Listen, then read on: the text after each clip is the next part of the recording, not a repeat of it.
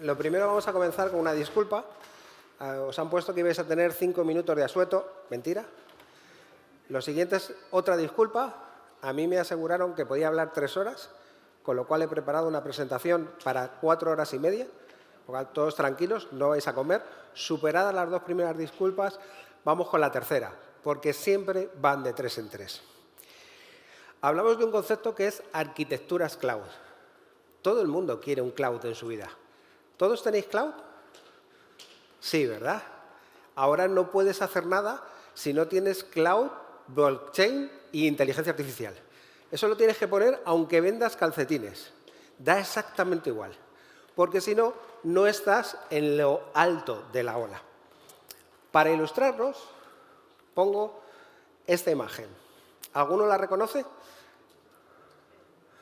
Esto fue un hito de la tecnología, ¿vale? Algunos consideramos que ha habido más hitos ahí, pero es un hito de la tecnología. Pero claro, es un hito de la tecnología en los 60. Esa parte volada, todo el mundo decía que se iba a caer, porque no había tecnología que soportara tanta presión. Finalmente, aun con aluminosis, resistió bastante bien. Pero llega el momento de evolucionar. Todos evolucionamos, cambiamos, nos transformamos. Lo podéis llamar como os dé la gana. En el fondo, tenemos que hacer algo diferente. Y esto ya se había hecho, pero no se hace igual. Porque si lo tenemos que hacer en septiembre del 2017, utilizamos una arquitectura de los años 2000.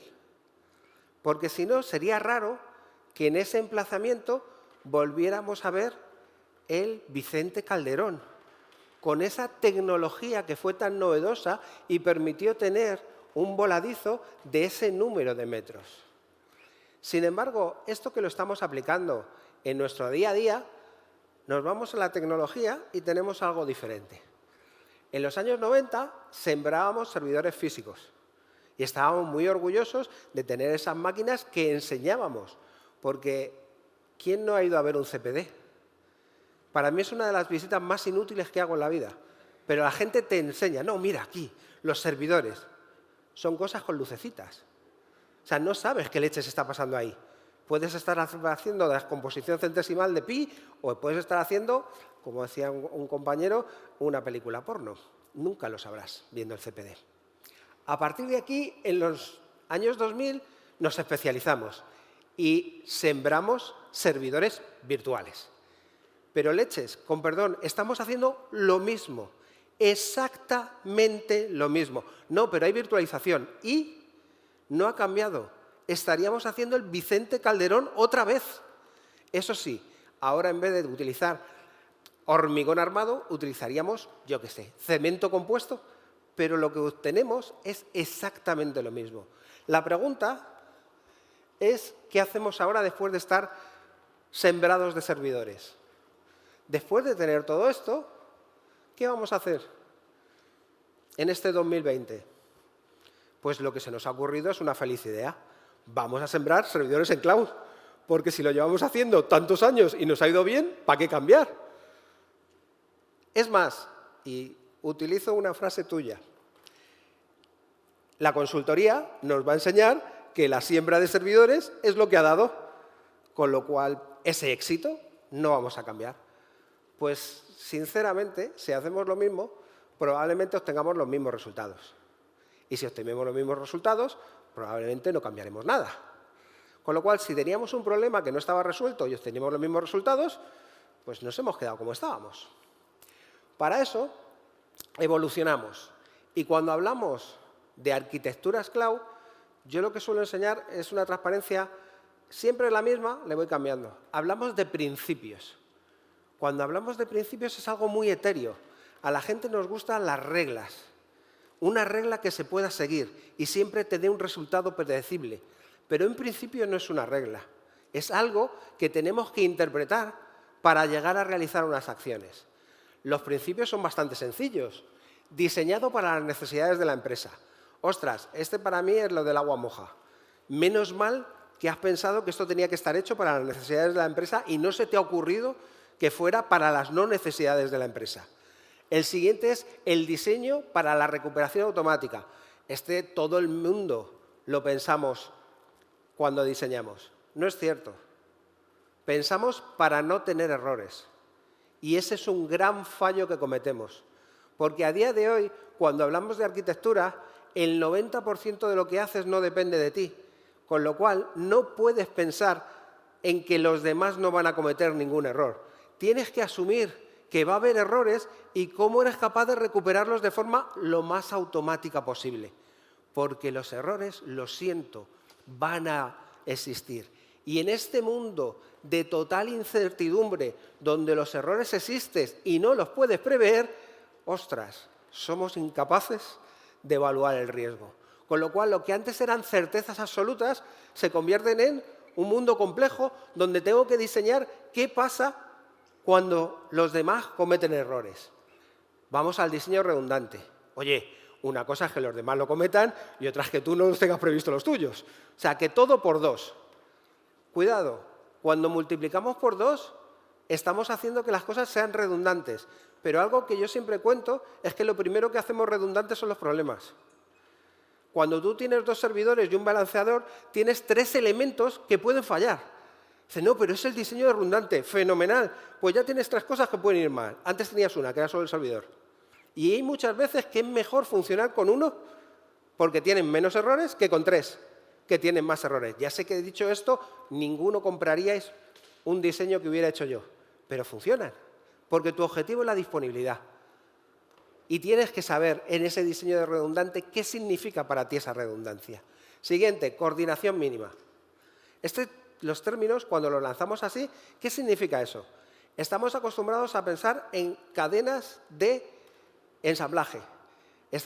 Tuvo éxito el señor Ford, creó la cadena de producción y todo se ha hecho con cadenas de producción. Es más, hay consultoras que han llegado a tener un éxito terrible solamente haciendo procesos de cadena de producción, para todo. Pintar un cuadro, cadena de producción. Hombre, ¿habrá algo artístico en pintar un cuadro? No, mira, los puestos iguales y luego tienes, claro, el arte que tienes. Hacer fotos, cadena de producción.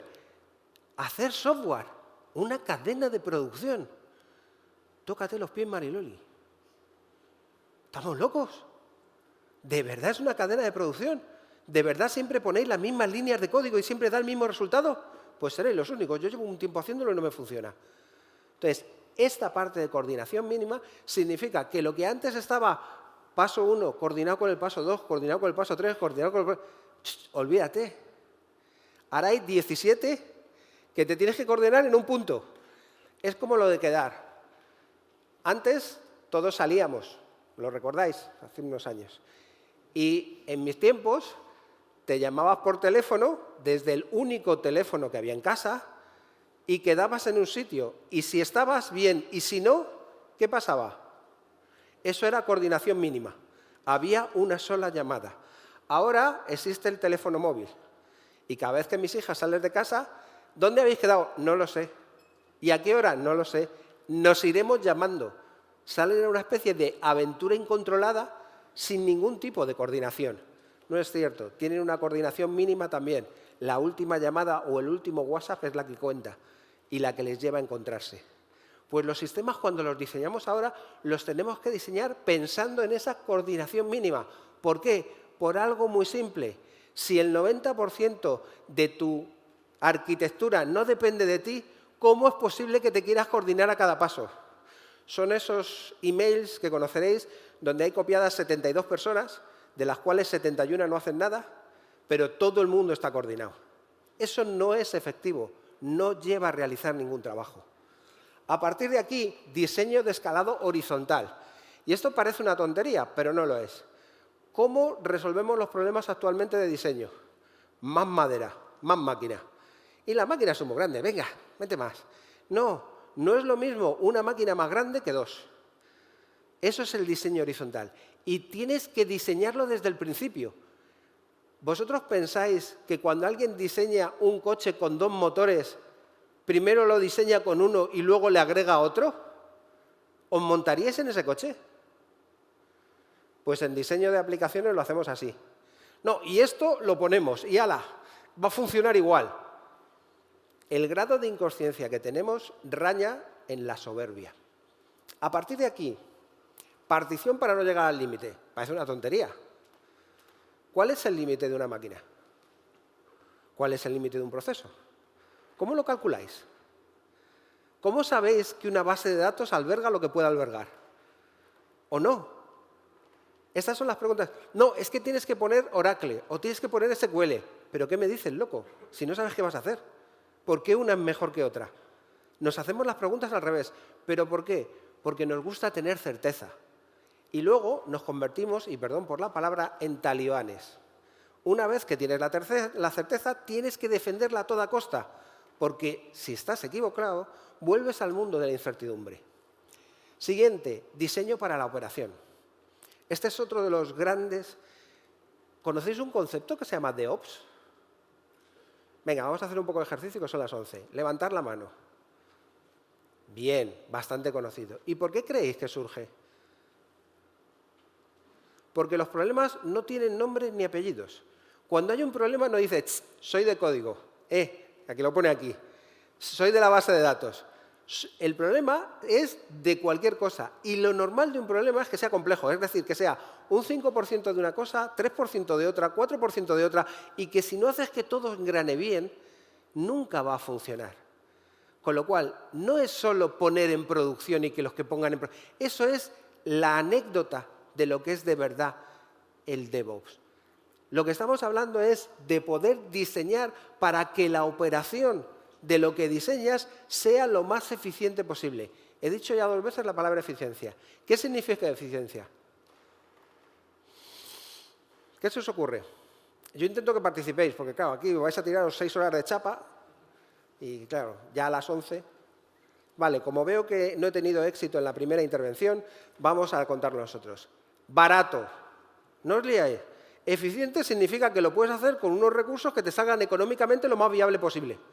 Eso es eficiencia.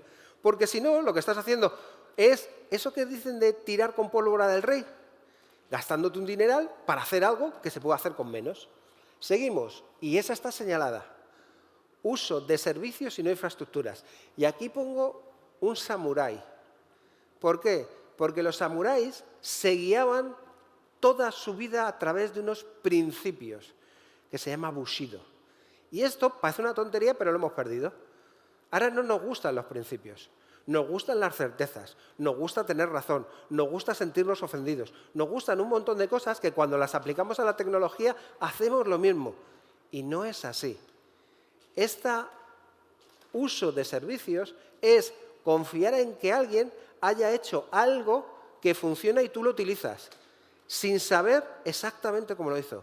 Y no la infraestructura que subyace por debajo, que es la que conoces y te sientes cómodo. Una evolución más.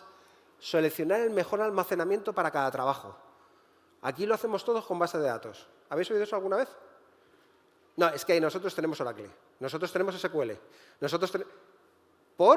¿Hay alguna regla no escrita que diga que es la mejor para todo? ¿O simplemente has reducido la complejidad para poder tomar una decisión? Independientemente de cómo sea. Y luego, eso sí, machacas a quien te la ponga. ¿Por qué? ¿Puedes tener las cosas en ficheros? Os recuerdo que una base de datos tiene un motor que ordena ficheros, por si alguno se os ha olvidado, que es donde está la información de verdad. Por encima de eso, diseño evolutivo. Normalmente veis que esto está pintado con un trazo japonés que significa reinvención, significa continuidad. ¿Por qué este diseño evolutivo? ¿Porque creéis que las cosas no van a cambiar? O sea, si algo nos ha enseñado Agile, que para mí es lo único que sigo manteniendo, es todo cambia, no te emperres. O sea, si tardas más de 3 semanas en hacer las cosas, cuando las vayas a entregar, lo mismo ya no sirve. Y dicho 3 semanas, si estás en una startup, eso a lo mejor te dura 2 días. Entonces, esto tienes que estar preparado para que evolucione. No te puedes aferrar a decisiones que sean... Me encanta. Nosotros, ahí, en algunas consultorías que he hecho, me dicen, no, es que tenemos la misma arquitectura desde hace 15 años. No estés orgulloso. No es un valor a poner. Deberías decirlo en bajito. Tenemos la misma arquitectura desde hace 15 años. Y pidiendo perdón. Porque significa que estás haciendo ineficiente a tu empresa desde hace 15 años. Y el último es volver a empezar. Diseño para las necesidades de la empresa y vuelta la burra al trigo. ¿Con esto qué conseguimos? ¿Conseguimos tener... ¿Esto es un marco? No. ¿Esto es una guía? No. Simplemente son unos principios que debemos seguir a la hora de pensar un diseño. Cuando nosotros salimos, la empresa en la que trabajo ahora se llama Ironía, por si tenéis alguna duda de qué vamos. Ironía FinTech, por aquello de darle un nombre. Ya éramos cloud. ¿Cómo no vamos a ser cloud? Tú sales a una ronda de financiación, eres cloud, blockchain y inteligencia artificial. Y si hace falta poner algún palabra más como transformación digital, nosotros nacimos transformados. ¿Por qué? Es que no te queda otra. Pero realmente esto era así. Pues dibujábamos estas preciosas ideas. Estos principios que nosotros dibujábamos son como los principios piratas. No están escritos en ningún sitio. Los piratas, a algunos les sorprenderá, eran una sociedad avanzada en la cual las decisiones se tomaban democráticamente. Por eso, al capitán pirata se le podía dejar en una isla tirado si el resto de los piratas no estaban de acuerdo con sus decisiones. ¿Vale? Ahora pensemos esto aplicado a los gobiernos que hemos tenido y pensemos cuántas islas necesitamos. Quizá Alborán nos empiece a parecer un sitio maravilloso. Entonces, esto, que era una sociedad bastante más evolucionada de lo que pensamos, no tenía un código pirata escrito. Eran unas normas o eran unos principios, era algo que no podíamos sustentar en leerlo, aprenderlo y aplicarlo, sino que teníamos que interpretarlo. Cuando nosotros comenzamos a interpretarlo, llegamos al concepto de arquitectura. Esto que estáis viendo es la arquitectura de Ironía. Nosotros comenzamos con un desktop, Google Kubernetes, Ruby on Rails, las APIs de Allfans, de Finametris, hicimos un traslado utilizando Druid, datos transaccionales con los datos de los fondos a través de un API y utilizábamos React en el proceso de UX con las funciones de Azure, SQL Server como servicio, .NET. ¿No os suena todo esto? De estas podéis encontrar 56, seguramente en una búsqueda. El problema es esto. Esto no es una arquitectura, esto es un dibujo. ¿De verdad pensáis que con lo que hacemos en esto, de verdad se puede hacer algo? Tú te coges lo mismo, todos estos elementos los mezclas y te puede dar un churro, una patata, una empresa fintech o... Entonces, estos dibujos que nos hemos acostumbrado a ver, estos dibujos que alegremente y de forma inconsciente llamamos arquitectura, es lo menos arquitectura que podéis imaginar. ¿Por qué? ¿Habéis comprado alguno de vosotros un piso? No tengo nada que ver con Hacienda y no os vamos a perseguir, casi seguro. Cuando tú compras un piso, te dan unos planos para que tú te hagas una idea del piso, sobre todo si es un piso nuevo, hemos tenido la suerte. ¿Con esos planos creéis que alguien podría construir un piso? Son unos planos comerciales para que mucha gente los pueda entender, pero no son un diseño de verdad de un piso. Pero nosotros vemos esto y ya sabemos arquitectura. Es más, tú te coges el PowerPoint, te pones a poner cojitas de estas, lo conectas con unos hilitos, y ya está, la arquitectura. Y se la das a alguien y dice, toma, implementalo. Y con eso pensamos que hemos hecho una plataforma, un sistema, una aplicación. A que ahora no suena tan divertido. Entonces, tenemos que despejarnos de esa mentalidad que tenemos de que estas cositas son arquitectura. Esto no es arquitectura. Y nuestro trabajo no es elegir software. No hay un software mejor que otro. Lo siento en el alma. Si habéis pensado que utilizar Jira es mejor que utilizar, no me acuerdo ahora mismo de otro, Azure DevOps, os habéis equivocado. Si es mejor .NET, os habéis equivocado. Vuestro trabajo no va de eso. La selección depende de lo que seas capaz de hacer con ello. Y lo que eres capaz de hacer con ello determina tu arquitectura, no al revés. Esto no es un conjunto de decisiones que me llevan, no, es un conjunto de decisiones de negocio que me deben llevar a una solución del problema. Bien, por si no teníamos complejidad, ¿cuál es el problema? Lo que tenemos a la derecha sería una solución como Druid con lo que tenemos que implementar. unas redes, un almacenamiento, servidores, virtualización, sistema operativo, middleware, runtime, data y aplicación. Y eso, si lo gestionamos todos nosotros, lo llamamos, ¿qué suena? On-premise. Y esto es lo que hemos venido haciendo durante un tiempo. Lo evolucionamos. Toda la parte de abajo, esta que veis en verde, ya no la hacemos nosotros, nos la dan hecha. Y esto lo llamamos infraestructura como servicio. Y nos quedamos ahí. Cuando hablamos de cloud, la mayoría de las empresas hablan de esto. Y se quedan como Dios. Hace poco salió en un periódico, Santander lleva sus 460 servidores al cloud. Enhorabuena, felicito por la mudanza. ¿Y? ¿Ha ganado más dinero? ¿Ha ganado menos dinero? ¿Ha hecho algo? ¿Qué? ¿Nos preocupamos por el transporte? O sea, como noticia me dejó sorprendido. Se me ocurrió hacer un comentario en LinkedIn y me lincharon. No, porque es el principio. ¿Pero el principio de qué? Si estás haciendo lo mismo. Esto es como ir al gimnasio y decir, no, el paseo que me doy hasta ir al gimnasio y pagar, ya he hecho ejercicio, ya no voy. No, no has empezado a hacer nada. Esto no es cloud. No tiene nada que ver con el cloud. Es una forma comercial de hacerlo, bien, pero seguimos haciendo lo mismo. Cuando hablamos de cloud, tenemos que hablar de servicios. Es ese recuerdo que teníais con el samurái. ¿Qué significa un servicio? Pues si nos vamos a Kubernetes, dámelo todo. Solo quiero preocuparme de lo que he desarrollado, incluso casi la aplicación. Si nos vamos a Azure App Service, lo mismo, o un SQL del cual solo me preocupo de los datos. Ni del almacenamiento, ni de dónde está, solo de meter y sacar datos y de hacer medianamente un diseño transaccional que me dé coherencia. Nota, las bases de datos relacionales, ¿por qué creéis que tienen ese nombre? Porque relacionan. Que los de tecnología ya sabéis que para el marketing vamos bastante pillados de... Luego, si no tienes un problema de relaciones, ¿por qué lo solucionas con una base de datos relacional? Teoría. No, es que yo lo hago. Bueno, dale una vuelta. En la parte de abajo tenéis lo que pediría cada uno de los que siguen los principios o no. Pero cuando hablamos de principios, generamos una serie de palabras y todos nos las aprendemos. IaaS, PaaS, SaaS, ¿a qué mola? Bueno, pues esto genera un efecto que se llama Dunning-Kruger. ¿Vale? Cuanto menos sabe la persona de lo que está hablando, más confianza tiene al decirlo. De esto tenéis una herramienta que se ha convertido en la mejor solución que jamás se ha inventado para poner de manifiesto esto. Se llama Twitter. Entonces, cuanto menos sabes, ahí te vacías, lo das todo. Porque, total, si un comité de expertos pueden ser 4 en una mesa de un bar, y te los venden así, y luego resulta que tampoco está, ¿por qué no puedes ser tú experto de todo? La diferencia entre el experto de todo y el de verdad experto, que normalmente el experto no suele decir estas cosas. ¿Por qué? Porque es capaz de saber lo que no sabe.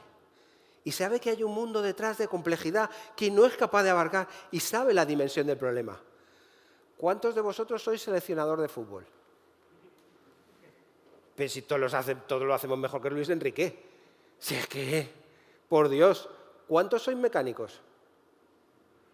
Tú vas al taller y sabes perfectamente que junto a la trócola esto va, vamos, con el diferencial y el cigüeñal.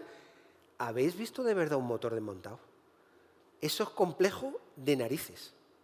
O sea, eso tiene un nivel de complejidad que todo lo que decimos no son más que burdas conversaciones de bar. Somos ese señor. Esta es prueba de atención visual. ¿Vale? Habrá un fuerte abrazo. No, ya no se pueden hacer esas cosas, pero bueno, habrá una mención especial a quien sepa quién es esa persona. Pues no me ha ocurrido en la vida, con lo cual sería una novedad. Este señor que veis aquí es el teniente de Jungla de Cristal. ¿Vale? ¿Recordáis Jungla de Cristal? Terroristas, muertos, gente que sale por la ventana, explosiones. Pues este señor llega allí y dice, ¿qué ha pasado? Hacerme un informe. Porque el informe es lo que resuelve el problema. Tener ese informe, ¿esto nos suena de alguna empresa? Comité de crisis. No, hacerme un informe. A ver, o ayudas o te piras, pero lo de hacer el informe no viene en la lista de cosas por hacer. Pero esa es nuestra realidad. Y nuestra realidad se basa en este desconocimiento. Cuanto menos conocemos los servicios que hay, ¿qué nos pasa con ellos? Más desconfianza. No sé cómo está hecho el SQL Server. Yo he tenido conversaciones con técnicos a los cuales respeto que me decían, no, es que yo configuro mejor el SQL Server. Céntrate. A ver, el SQL Server es de Microsoft, ¿vale? Microsoft ha escrito unos libros que tú te has leído. Te has leído los libros y lo configuras. Y me estás diciendo que con la lectura de los libros has conseguido hacerlo mejor que el original. Pues permítame que lo dude. ¿Que estás asustado por tu trabajo? Sí. Pero ese es otro problema. El problema es que esto que a nosotros nos pasó cuando empezamos a hacer la migración, se nos ocurrió pensar, digo, ostras, lo mismo le ha pasado a alguien más. Y encontramos un montón de documentación para hacer este uso de servicios que podíamos utilizar. Eso sí, teníamos que aprenderlo. Y esto no derivó en hacer mejor tecnología, derivó en lo que veis ahí. Ojalá nos hubiéramos podido ahorrar 10 millones, porque dice, de media las empresas se ahorran 10 millones de dólares. Digo, si yo ahorro 10 millones de dólares, ya he hecho, vamos, ya soy la mejor startup del año, pero no los tengo para gastármelos, como que difícil me lo voy a ahorrar. Pero sí nos permitió dar un modelo de 9,99 € al mes por nuestro servicio. Entonces, esto no es una decisión de tecnología, esto es una decisión de negocio. Yo puedo ofrecer 9,99 por el servicio porque necesito que todo esto me cueste 9,99. Y aquí hay un montón de cosas, cuidado. Tenemos adquirir el hardware, mantener el hardware, mantenerlo con señores. Que el hardware hay que subirle los Office y hacer todas estas cosas, y la base de datos, crear los índices, y aquí, fíjate, tienes el administrador de aplicaciones, el administrador de base de datos, el administrador de sistemas. ¿Qué le ocurre a las empresas? ¿Creéis que estos perfiles están en las empresas ya? Claro, entonces esto no computa. Es un problema económico. Si ya los tengo que pagar igual. Entonces, cuando te echan las cuentas de todo esto, en esta parte, ¿qué está? Pues todo lo que ya tienen. Y todo lo que tienen a lo largo de años. Y como además no éramos capaces de hacerlo todo, habíamos subcontratado. Entonces también hay un interés de subcontratación. Pero ahora todo esto ha cambiado. Me maravilla que siga habiendo ingenieros de cloud que te dicen en un self-service cómo tienes que hacer las cosas. Y mirarlo tú. No es una opción. Eso es conocimiento a día de hoy, en estos entornos. Y hablo de estas plataformas. Con todo esto, además tienes que llegar a tus mayores y decirle, oye, ¿tú te acuerdas que nos gastamos hace 3 años en una cabina de almacenamiento que te dije que resolvía todos nuestros problemas y que ya se nos ha quedado pequeña 700.000 €?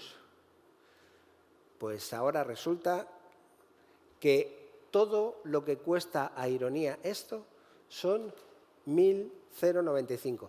Estaba un poco sesgado porque ya hemos llegado a los 1.100, ¿vale? Perdonadme no lo haberlo actualizado, pero lo que significa es que 110 clientes pagan la fiesta. Esto es puramente negocio. Esto no tiene... Y fijaros de dónde venimos. Venimos de tomar decisiones de arquitectura que nos llevan a poder tener una solución de negocio y tener un precio por un servicio que está relacionado con la arquitectura que tenemos. Por eso, en la ronda de financiación me cuesta venderlo. ¿Por qué? Porque están acostumbrados a que le digan, no, es que esto es blockchain. Ah, bueno, ya blockchain. A ver, yo llevo jugando al baloncesto 35 años y lo hago mal. La experiencia por sí sola no te garantiza nada. Solo te garantiza tener experiencia. Pero puedes llevar 35 años haciéndolo mal. Si alguno me habéis visto jugar, lo sabréis. No es una garantía. Estamos hablando de un conocimiento distinto. Y ese conocimiento hay que adquirirlo. Bien, de repente una aplicación pasa a ser esto. Ahí tenéis toda nuestra aplicación. No hay ni un solo servidor. No hay ni una base de datos. No están las cosas. ¿Dónde está la información? Pues, aparte de haberla diseñado para la operación, esto es Azure, puramente. La monitorización que te da Azure para saber qué está pasando. Oye, tiene buena pinta la instancia, BigQuery, que también utilizamos. Pero claro, también se nos podía haber ocurrido ese diseño para la operación, hacer el enésimo proyecto de monitorización, donde hubiéramos comprado un hardware, hubiéramos ido a Gartner, hubiéramos visto cuál es el mejor y lo hubiéramos puesto... No. Con lo cual, acabamos de matar otro proyecto más. porque utilizamos aquello que estas plataformas cloud nos dan, porque quien las pensó ya las diseñó para la operación. Entonces, como las pensó diseñadas para la operación, esa operación la tenemos. De facto, hay que conocerla, pero la tenemos de facto. Y este es el gran problema, no la conocemos. Esto sí, porque esto es más fácil, esto es lo que estamos acostumbrados. Este es un proyecto estándar. ¿Y veis alguno la monitorización de Azure, de AWS, de Google aquí? No está, porque como es parte de otro producto, no está en estos cuadrantes ni no está en ningún sitio. Bien. ¿Todo el conocimiento que teníamos nos sirve para algo? Para poco. Esto es como se genera una aplicación. Hombre, sí, ahí hay un fichero de Docker, pero es lo máximo que podemos utilizar. Con lo cual se produce algo que también nos molesta mucho, que es todo lo que me hizo tener éxito ahora no me vale. ¿Cómo os sentís? ¿No venía a amargaros el día un poco solo? Estoy en un mundo de incertidumbre donde no puedo tomar decisiones y encima lo que sabía no me vale. ¿Qué tal otro añito de pandemia y estamos todos tranquilos? Puestos a elegir lo mismo, es así. Pues sí, todo ese cuadro es lo que alguien que venía funcionando con Docker pudo emplear en esta nueva arquitectura. Imaginaros el trauma que tenía mi equipo. Pero si estamos funcionando, ya, pues toca aprender. Toca aprender porque nosotros estamos en esta fase de evolución. Nosotros estamos haciendo algo parecido, no tanto, un poquito más reducido, pero estamos en esta fase. Somos la startup que sigue evolucionando. Y estamos evolucionando en una identificación, que nuestro usuario se pueda registrar, pero nuestro usuario, y fijaos que le he dicho usuario y todavía no cliente, ya tiene una vida, ¿o no? Luego, esto que aparece aquí de Facebook, Google, Twitter, lo mismo nos viene bien y me ayuda a conocerle y a poder darle otro tipo de valor. Si esto me lo tengo que hacer yo entero, pues lo mismo son 600 horas de desarrollo y hasta me puedo equivocar en el proceso, pero ya hay servicios que nos dan esto. Y nosotros cogimos un servicio que nos permitía hacer esto. ¿Lo personalizamos? Sí, pero al final es un servicio que ya viene hecho. Tiempo de implantación, 2 días. Decidir si el fondo era con los de Nueva York o no, pero bueno, ahí aporté mi experiencia y ya está, fue lo único que hice. Siguiente. Esto es lo que se encuentra cualquier cliente cuando entra. Esa gráfica que veis ahí no la tenemos nosotros. Esos datos no los tenemos nosotros. Fijaros que es la cartera de un cliente. Se supone que nosotros, por ley, tenemos que tener la cartera, pero nadie nos obliga a tenerla nosotros. Resulta que, por decirlo finamente, en este país, tú no puedes trabajar con ninguna institución que no tenga tu cartera, porque todos se la han montado. Entonces lo que decidimos fue tener una solución de negocio. ¿Para qué la voy a tener yo otra vez? Si la tengo ya en 3 sitios. ¿Para qué voy a tener yo una base de datos donde vuelvo a almacenar lo mismo que puedo leer de una API? Eso da lo primero que se encuentra en nuestros clientes. Leemos la información y la pintamos. Con más o menos gracia, pero la pintamos. No tengo que generarme un almacenamiento, la gestión, la toma. ¿Y esto puede evolucionar? Sí. Si mañana encuentro otro que me da algo mejor, sí. Y me preocupo de esto, de pintarlo lo mejor posible para que sea más entendible. Pero vamos más allá. ¡Ostras! ¿La forma que tenemos de darle esta información depende de nosotros? No. ¿Nosotros somos gestores? No. Hay todo el mundo fuera de gestores que ya llevan mucho tiempo haciéndolo. Vamos a seguir integrando. Vamos a seguir integrando APIs. Vamos a hacer un API de APIs, o como queráis llamarlo, de forma que nuestra complejidad depende de nosotros. Pues no, depende de Manjit, de BlackRock, de AWS, con lo cual yo puedo prever que todos funcionen todos los días bien. Esta sería la primera vez en la vida que todos trabajamos con más de 600 gestoras. Es imposible. ¿Luego me preocupo? No. Tenemos un sistema en el cual recuperamos rápidamente y podemos seguir dando servicio de las otras que hay. Incluso para transformarlo en un móvil. No tenemos aplicación móvil. ¿Por qué? Porque la experiencia era fea. Eso es una decisión de negocio. Con lo cual me olvido. ¿Se ve mal? Sí. Un poco mejor ahora, pero Ya llegará. ¿Y estoy renunciando? No lo sé si estoy renunciando. Estoy en el mundo de la incertidumbre. Es una selva. No sé si me va a quedar la anaconda. No tengo ni idea. No hay una aplicación equivalente. Luego, lo que me estoy inventando, ya veremos si es cierto o no. Y ahora integramos criptos. ¿Qué es las criptos? Por si acaso. Pues otra API más con otros que intentamos transformar en lo que ya conocíamos. Con lo cual, nuestro negocio, fijaros qué arquitectura hemos creado. Hemos creado una arquitectura donde nuestro layout, lo que nosotros hacemos, es mínimo comparado con toda la información que captamos del resto. Y donde nuestro cliente, que es lo más importante, y ahora sí le llamo cliente, necesitamos darle la certidumbre de que va a funcionar independientemente de lo que haya por detrás. Pero si yo hubiera construido todo esto pensando en el Vicente Calderón, pues tendría ahora algo así como 100.000 euros o 200.000 de tecnología, más alguna persona más en el equipo para mantener todo eso. La tecnología, ¿vale?, nos proporciona arquitecturas y esa arquitectura nos proporciona modelos de negocio. Eso es un proceso que está en cambio. Es un proceso que comienza por cómo eran las cosas antes, monolíticas y descentralizadas. Ahora son descentralizadas y distribuidas.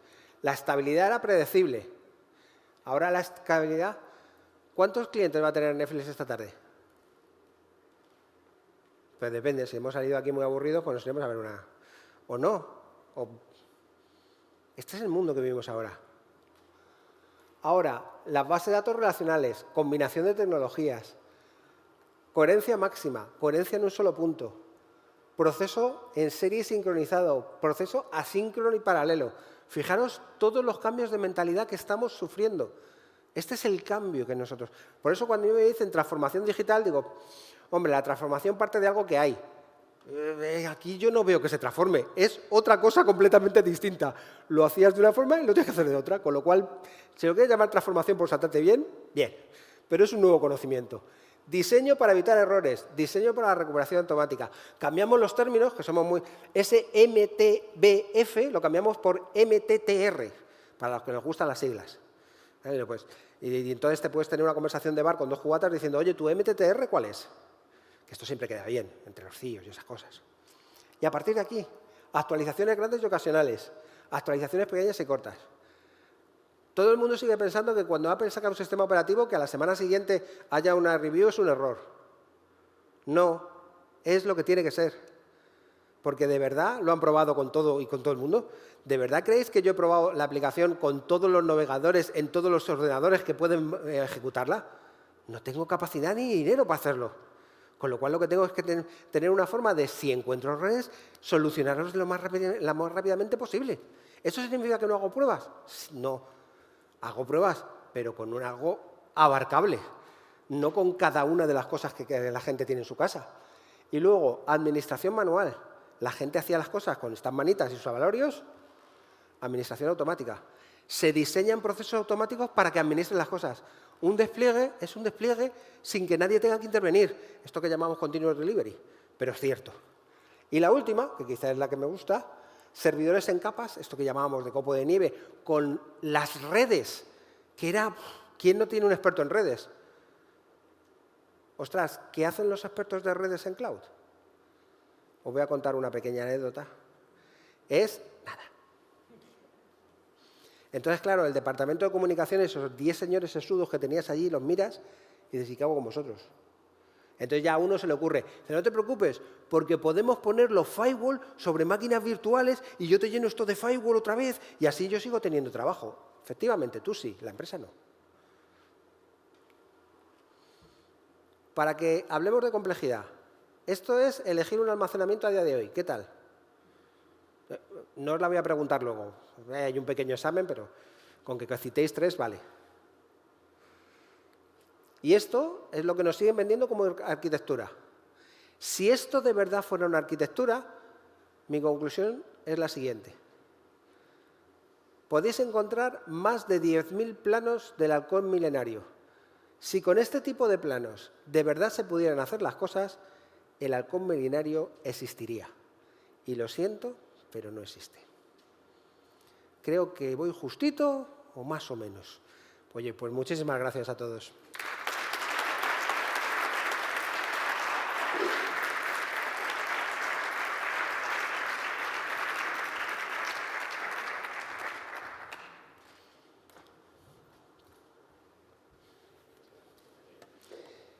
Sois testigos de que he devuelto el poder. A ver cuál es. Donde lo metas tú ya, eso ya... Aquí. Bolsillo derecho para cuando suba Agustín, acordaos. Gracias. Muchas gracias, José Antonio. Ha sido interesante o intenso. Y quiero arrancar esta charlita contigo. Me han dicho que controle bien el tiempo, que luego me regañan también. Me están regañando mogollón hoy. De nuevo enfatizando el carácter de independiente de esta conferencia. Porque tú sabes que yo vendo Jira, ¿no? O sea, arranca Javier y le caja a los consultores. Podría decir que no, pero... Pero mentiría. Pero es que sí, ¿no? Venga, va. Aquí hemos venido a decir lo que pensamos, independientemente de los intereses de nadie. Muy bien. Siguiente cuestión. Mira, me han regañado, porque me regañan de verdad en este sitio, por no atender a las preguntas en la anterior, pero es que me he quedado sin tiempo, o sea, no ha sido a propósito. Vamos a arrancar entonces por preguntas. A ver, tenemos una pregunta de un asistente en remoto que nos dice, que te pregunta a ti, que cómo accedéis a estos datos y si tenéis que pagar a cada empresa a la que consultáis. No. A mí no me lo cuento. A ver, tenemos que pagar. Al final nosotros comercializamos fondos. Si quieres que tu fondo sea comprado por alguien, nosotros lo comercializamos. Hombre, estaría bien que me dieran los datos para demostrar que tu fondo va bien y tiene un performance adecuado. Si no quieres que la gente tenga datos, pues me imagino que lo comprarán con la Ouija o con... No sé. Entonces, no, cada uno nos facilita los datos. Eso hace pues un compendio, vamos a llamarlo así, de información, porque cada uno tiene pequeños matices en cuanto, pues eso, horas de cierre, son fondos internacionales. Lo hace divertido, para que no nos aburramos. En tus dominios no se pone el sol. Bueno, en mis problemas. No se pone. En tus problemas no se pone el sol. Bien, a mí me queda una duda. Después de esta pregunta de María, me queda una duda, porque resulta que sois una empresa tecnológica, que no tenéis tecnología, vendéis lo que no es vuestro y no pagáis por ello. ¿Has llegado a pensar que podrías tener problemas con la policía? He llegado a tener alguna conversación con ellos. ¿Has llegado a tener alguna conversación? Básicamente es el concepto puro de intermediación. O sea, yo siempre digo, somos el Carrefour. O sea, el Carrefour no produce, o Amazon no produce sus productos, los comercializa. Nosotros hacemos lo mismo. Pero por lo menos ponen un sitio físico, les cuesta la nave y el aire acondicionado y botas lineales. Y lo mismo con nosotros, ponemos un sitio físico que se llama web, donde puedes realizar todo esto. La web es física.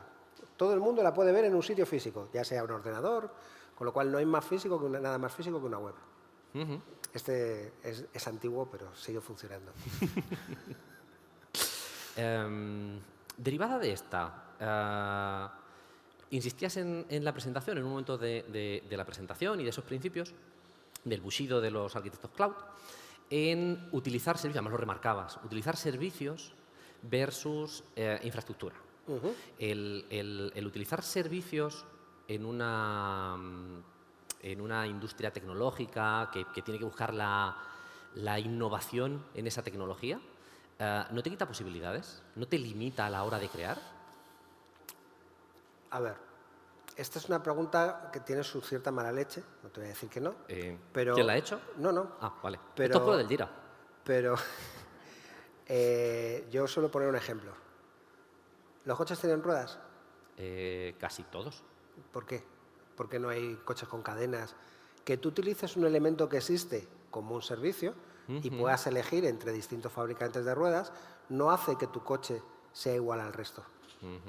Entonces, lo bueno es que puedas utilizar esos servicios para crear algo diferente. Y lo que tienes que tener es un conocimiento exhaustivo de esos servicios para sacarles el máximo provecho posible. Es decir, que seas capaz de saber qué material quieres de la rueda, qué peso quieres de la llanta, etcétera, etcétera. para que tu producto final, que es el coche, tenga el mejor componente posible para comparar con el resto. O sea, que en realidad tu arte es juntar piececitas de Lego. Sí, con una particularidad, que no sé qué tengo que hacer. O sea, porque cuando juntas piezas de Lego y vas a hacer la Estrella de la Muerte, tienes unos planos. O sea, esto es un cubo de piezas de Esto Lego es sin... el cubo Vale. de la Estrella de la Muerte, ni siquiera son piezas estándar, y te piden, pues unas veces te piden el Halcón Milenario, otras el Castillo de Grayskull. Soy un poco mayor. Esto... No podemos disimular mucho en eso. Tengo más preguntas y tengo otra pregunta del público, de los asistentes. Y dice Adrián, vale, hay que ser flexibles y usar la herramienta según las necesidades. Yo también soy un fan de esa pregunta. Sí. Pero en una gran corporación hay que lidiar con un montón de aplicaciones legacy y es muy difícil hacer cambios profundos sin liarla. No. ¿Cómo mantenerse actualizado en ese caso? O sea, esa es una de las grandes mentiras que nos contamos para que nadie avanza. Digamos la verdad. ¿Qué es una aplicación legacy que no puedes hacer? ¿Qué es exactamente eso? A ver, para que nos hagamos una idea. Cuando nosotros empezamos a hacer este negocio, ¿vale? Las primeras aproximaciones que nos dijeron es, esto vais a tardar, porque el Santander tardó, BBVA tardó. En mes y medio estábamos funcionando. A ver, ¿qué sucede? Que si yo cojo los mismos mimbres para hacer lo que ya había, pues vuelvo a hacer lo mismo. Y si tardé la primera vez 3 años, pues vuelvo a tardar 3 años. ¿Por qué? Por una frase que yo suelo decir mucho. Porque estás dejando la solución en manos del problema. Cuando tú intentas que los mismos que crearon el problema creen la solución, jodidamente no sale. Entonces, esto no va de las aplicaciones legacy. Tíralas. Tíralas, no pasa nada. Ya sé que esto me van a echar la bronca, pero tíralas. Piensa lo que hace la aplicación y replícalo. No intentes transformarla, no intentes que te vas a perder la vida. Pero que estamos hablando de tirar una aplicación, o sea, de darla por amortizada. ¿Los activos se amortizan? Después de unos cuantos años. Y si no, Pero los reconoce físicos, reconoce que te has equivocado y tírala. Si te va a costar menos que seguir dándole patadas. Pensemos que hay una... Volvemos al mundo de la banca. Bueno, por nada ya... Hay un banco que ha surgido hace poco que se llama N26. 400 personas en todo el mundo. Su desarrollo les llevó 1 año hacerlo. Tienes cuentas corrientes, transacciones, puedes domiciliar cosas. ¿Dónde está ese legacy? ¿Dónde está el valor del legacy? El legacy está. No. El asunto es... Pero por eso, a eso me refiero. Que lo tienes ahí. ¿No será el valor del legacy el de ese departamento de comunicaciones con los 10 tipos que nos decías antes? Vuelve a ser lo mismo. Estás intentando, o sea, la solución a tu problema la tiene el problema. Si estás intentando que los mismos que están ahora mismo gestionando ese problema te den la solución. Y bastante hacen con sobrevivir todos los días. Y aquí no es una cuestión de maldad, de falta de conocimiento. No, es que su día a día ya es bastante complicado como para salirse de esa esfera, mirarla desde fuera y decir, ostras, se está haciendo mal. Pues mira, ahí no voy a estar de acuerdo contigo. Porque a mí me suena como mucho más sencillo montar un banco nuevo que coger un mainframe de IBM y para ahorrarte costes de transacción, montarle una capa de Java por encima y montarle una capa de... Yo solo me lo han contado. No, es mucho más sencillo lo de montar cosas por encima. Montar una capa por encima es mucho más sencillo de vender, entiendo. ¿Tú nunca has tenido un coche y le has querido hacer descapotable? Es mucho más fácil hacer un coche descapotable que comprarte un descapotable. ¿Dónde va a parar? ¿Dónde va a parar? Vale. Y si no, Os no habría llamabais programas ironía, en ¿no? la tele. En tu empresa. Nos ¿Quién le llamamos puso el nombre? ironía. Esto tenéis 1 hora por delante porque Me han dado aviso de 3 minutos y medio. En realidad es Iron Eye, pero me niego a decirlo. Otro principio con el que particularmente estoy muy de acuerdo es con el de buscar la eficiencia, con ese aprovechar cada vez mejor los recursos y utilizar la tecnología para buscarlo. Pero también, a la par, hablabas de modelos descentralizados. Al menos teóricamente, lo que nos han vendido siempre las escuelas de negocio es que se centraliza para conseguir eficiencias y se descentraliza para conseguir agilidad. En el caso de las arquitecturas cloud, ¿eso no se cumple? Esas eficiencias centralizadas, que a todo el mundo intuitivamente las encontramos, ¿de verdad tú las ves? O sea, yo cuento ejemplos. Nosotros hicimos una implantación de un ERP, ¿vale?, a un grupo en un país tropical a un grupo de 5 personas que llevaban toda la contabilidad. Sustituimos esas 5 personas por un RP y 4 consultores. Eficiencia, 0 absoluto. Es decir, costaba mucho más hacer la misma contabilidad, mucho más cara. Porque, claro, los contables, voy a llamarles así, administrativos, cobraban X, el consultor cobraba X por 2. Y las licencias de SAP hacían lo mismo. Luego, ¿dónde estaba ahí la eficiencia? La eficiencia está en que luego que eso era centralizado, porque el SAP estaba en Madrid. Entonces, esas máximas que todos intuitivamente creemos que son ciertas, yo soy de los que me gusta comprobarlas. Y hacer números. Sí, no digo que sean verdad o mentira. Digo que cada caso te puede llevar a una solución totalmente distinta. Y que cuando tú trabajas con esas máximas de no, centralizado más eficiente, descentralizado menos, y te lo crees, te acabas de convertir en un pequeño talibán que al final no razona lo que está haciendo. Y si no lo razonas, puedes tener razón, no, e incluso teniéndola, no te puede servir de nada. Totalmente. Tenemos otra pregunta que creo que en cierta medida ha sido respondida, pero creo que sería un final excelso para tu presentación y esta entrevista. Nos pregunta Agustín que ha quedado muy claro en tu presentación que no es una arquitectura. ¿Pero podrías dar una definición de qué sí es una arquitectura? Ostras, yo la suelo hacer, pero no es... Es la solución tecnológica a un problema planteado. Eso es una arquitectura. El conjunto es que es todo. Pintado en funcional. O sea, es el funcional, es la infraestructura que necesitas, es el equipo que necesitas. Al final, cuando tú te planteas hacer un estadio, jolín, lo mismo necesitas albañiles, y lo mismo necesitas ingenieros, y lo mismo necesitas fontaneros. Que no será lo mismo si te tienes que hacer un estadio. A mí me encanta que las organizaciones se organizan y luego deciden qué van a hacer. Esto es como, no, mira, tengo aquí estos señores de 2,5 metros cada uno, vamos a jugar al parchís. Ostras, si el baloncesto no sería una opción. Lo digo porque son altos. Digo, y sobre todo porque tienes 5, que te van cuadrando las cosas. Y para el parchís te va a sobrar uno. Entonces, lo hacemos al revés. Creamos la organización y además las organizaciones, no sé si te has dado cuenta, pero son mágicas. Tú pones una caja, metes ahí el nombre de una persona y resulta que ya sabe hacer todo lo que tiene que hacer ahí. Porque mágicamente ha aprendido. Dices, no, soy arquitecto. Y lo ponen ahí y ya es arquitecto. Te ponen otra caja y soy gerente de IT Governance. Y ya está, vamos.